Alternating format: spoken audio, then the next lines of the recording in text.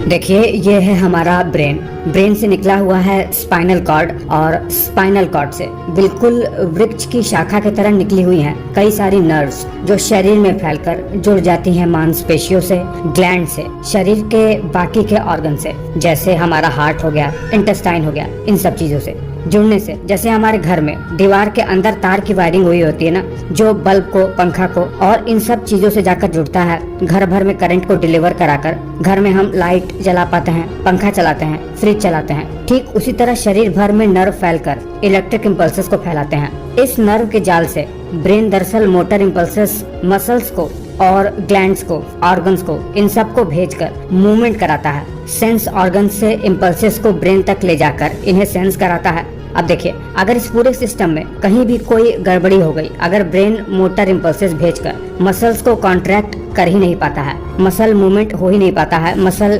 Function loss हो जाता है, तो व्यक्ति को पैरालिसिस होता है, जिसे लकवा मारना भी कहते हैं हम लोग। इन शॉर्ट, अगर शरीर में स्केलेटल मसल से नर्वस टिश्यू का कनेक्शन खत्म हो जाए, या फिर नर्वस सिस्टम किन्हीं कारणों से मसल को सिग्नल न दे पाए कॉन्ट्रैक्ट होने के लिए, तो इसे ही पैरालिसिस कहते हैं। और ये कई कारणों से हो सकता है। अब ये लकवा परमानेंट भी हो सकता है, टेम्पररी भी हो सकता है, और कम एंड गो भी हो सकता है। डिपेंड करता है कि लकवा किस तरह का है। चलिए जानते हैं कि ये होता कैसे है। सबसे जो कॉमन कॉज है वो होता है स्ट्रोक का, जिसमें ब्रेन की ब्लड वेसल्स या तो ब्लॉक हो जाती हैं प्लाक की वजह से, या फिर इसमें ब्लड वेसल्स का हेमोरेज हो जाता है, जिससे ब्रेन टिश्यू में ऑक्सीजन न मिलने के कारण से ब्रेन के कुछ टिश्यूज मर जाते हैं, और ब्रेन का वो पर्टिकुलर मोटर एरिया इम्पल्स भेज ही नहीं पाता है, व्यक्ति मसल मूवमेंट कर ही नहीं पाता है, और व्यक्ति को पैरालिसिस हो जाता है। ब्रेन या फिर स्पाइनल कॉर्ड में अगर किसी भी तरीके की इंजरी हो जाए तो भी इम्पल्सेस ढंग से कंडक्ट नहीं हो पाते हैं। कुछ न्यूरोलॉजिकल कंडीशन जो सबसे ज्यादा खतरनाक होते हैं, जैसे बच्चे के जन्म के समय ही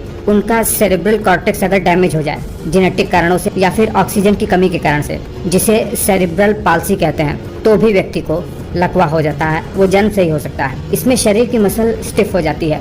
बेल्स पाल्सी, जिसमें चेहरे का एक हिस्सा लटक जाता है। इसका कारण अभी तक क्लियर नहीं हो पाया है, पर वायरल इन्फेक्शन इसका कारण बताया जाता है। मल्टीपल स्क्लेरोसिस, जिसमें नर्व के ऊपर की माइलिन शीट वही डैमेज होने लगे, या फिर एएलएस जो स्टीफन हॉकिंस को हुआ था, जिसमें व्यक्ति ज्यादा दिन तक जी तो नहीं पाता है, पर स्टीफन हॉकिंस एक एक्सेप्शन रहे जो इतने ज्यादा दिन तक जीवित रह पाए एएलएस बीमारी होने के बावजूद भी। पोलियो की वजह से, ऑटो इम्यून डिजीज के वजह से, या फिर पार्किंसन के कारण से किसी को लकवा मार सकता है। कुछ केसेस में एपिलेप्सी के दौरे के बाद भी टेम्पररी पैरालिसिस कुछ लोगों में देखा जाता है, शरीर के एक हिस्से में। पैरालिसिस को मेडिकल की भाषा में प्लेजिया भी कहते हैं। देखिए, ये पैरालिसिस शरीर के आधे हिस्से में भी हो सकता है, पूरे हिस्से में भी हो सकता है, या फिर शरीर के किसी एक लिम्ब पर भी हो सकता है। उसी के आधार पर इसका नामकरण भी किया जाता है मेडिकल में। और इसे डायग्नोस कैसे करते हैं?